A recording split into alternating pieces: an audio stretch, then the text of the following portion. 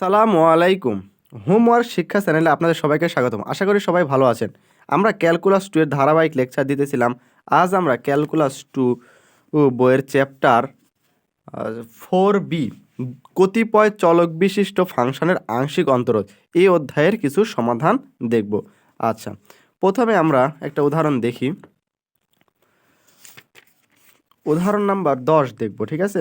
কি বলতেছে একটু দেখুন, যে যদি U equal F of R এবং R equal root over X square plus Y square হয়, তবে দেখাও যে এ del square you divide by del x square এর plus del square you divide by del Y square R equal F double prime of R plus one divide by R F prime of R.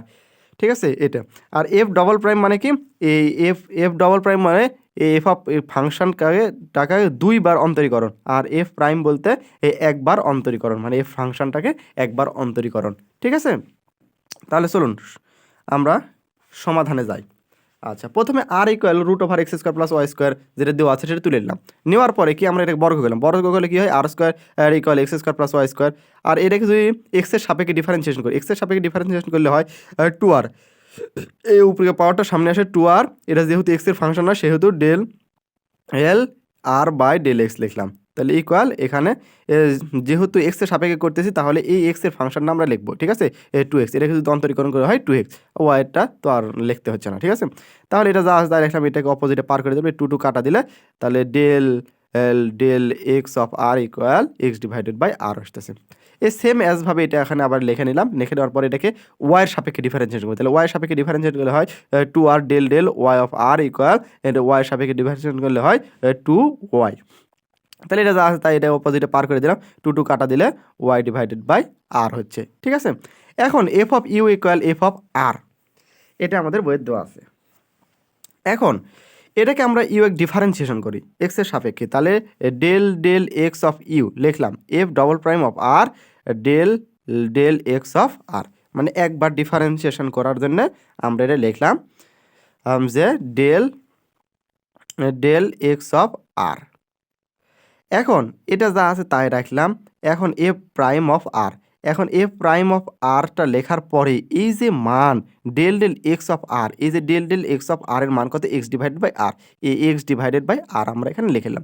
এটাকে একবার differentiation হলো। ঠিক আছে, এখন এক্সের সাপেক্ষে পুনরায় আবার অন্তরীকরণ করে, মানে এটা দ্বিতীয়বার অন্তরীকরণ করা হচ্ছে। ঠিক আছে, তাহলে এটাকে যদি আবার অন্তরীকরণ করি, এই del square you divide by del x square এটা ইকুয়াল দিলাম। এটাকে ডিফারেন্সিয়েশন করার জন্য আবার একটা ডেল ব্যবহার করলাম। কি আসতেছে? ডেল এক্স ইন্টু এটা যা আছে সেটা আমরা এখানে লিখে দিলাম। ঠিক আছে, এই আরটাকে এর নিচে ব্যবহার করছি। এখন এই রাশিটা হচ্ছে হলো ইউ, আর এই রাশিটাকে আমরা ভি ধরবো। তাহলে ইউ ভি এর একটা সূত্র জানি, u d d x of v plus v d d x of u, এই সূত্র জানি। তাহলে আমরা প্রথমে কি ইউ লিখবো, ইউ বলতে এটা এই ফাংশনটা আমরা লিখলাম ইনটু দেওয়ার পরে কি আবার ডিডি এক্স অফ এক্স, এই এক্সের সাপেক্ষে যদি অন্তরীকরণ করি এক্সের, তাহলে ওয়ান আসে, সেই ওয়ানটা আমরা এখানে ব্যবহার করলাম, প্লাস সূত্রের প্লাস।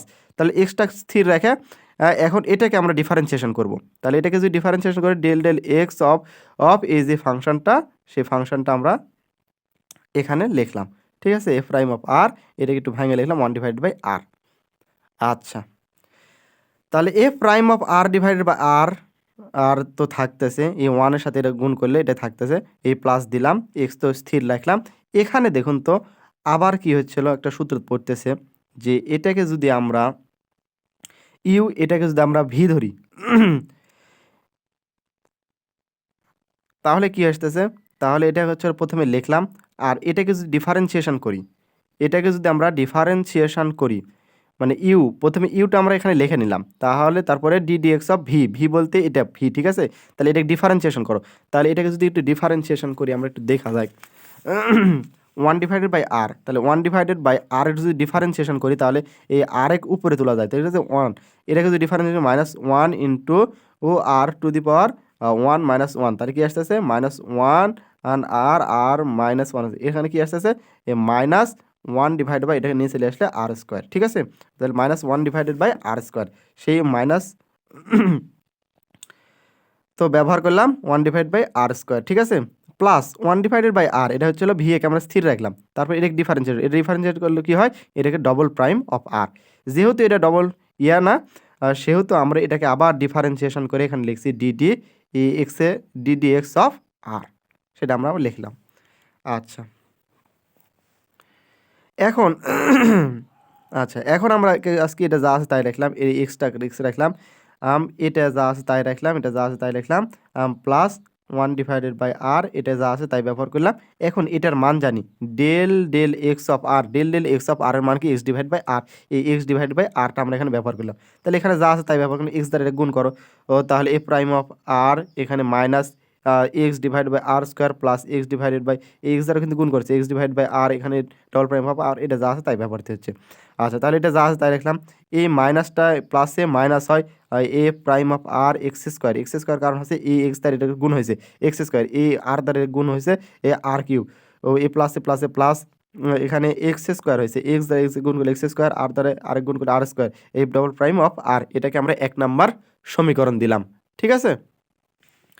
আচ্ছা, এখন অনুরূপভাবে এটা যেহেতু আমরা এক্স এর নির্ণয় করলাম, তাহলে অনুরূপভাবে del²u/del y², যদি y²টা নির্ণয় করি, যেখানে এক্স দেখবো সেখানে ওয়াই বসাবো, তাহলে A prime of R R minus A prime of R, এখানে এক্স ছিল সেই জায়গাতে আমরা ওয়াই ব্যবহার করছি, কারণ কি অনুরূপভাবে যখন ওয়াই এর ডিফারেন্সিয়েশন করি তখন হচ্ছিল y² plus y² F double prime of R, এটাকে আমরা 2 নম্বর সমীকরণ দিলাম। এই যে এখানে যেসব এক্স ছিল সেখানে আমরা ওয়াই ব্যবহার করলাম, ঠিক আছে। আচ্ছা, এখন আমরা এই 1 নাম্বার সমীকরণ আর এই 2 নাম্বার সমীকরণ যোগ করব। তাহলে এই দুইটা সমীকরণ যোগ করে এখানে লিখলাম, তাহলে প্রথম সমীকরণ ওপারে যা আছে সেটা দিলাম, আর এটা এখানে লিখলাম, এটা ইকুয়াল দেওয়ার পরে এই যে সমীকরণ এখানে যা আছে সেটা আমরা এখানে তুলে নিলাম, নেওয়ার পরে প্লাস দিয়ে এই যে সমীকরণ আছে সেটা আমরা তুলে নিলাম, ঠিক আছে। নেওয়ার পরে আমাদের কাছে এটা যা আছে তাই ব্যবহার করলাম। এখন এই যে F prime of R divided by R, এ একটা আছে F prime of R divided by R, এই দুইটাকে আমরা হচ্ছিল লিখলাম, তাহলে এ 1 আর 1 2, তাহলে 2 A prime of R divide by R, তারপর minus A prime of R divided by r³ common নিছি এখান থেকে, তাহলে এখানে কি থাকতেছে x² প্লাস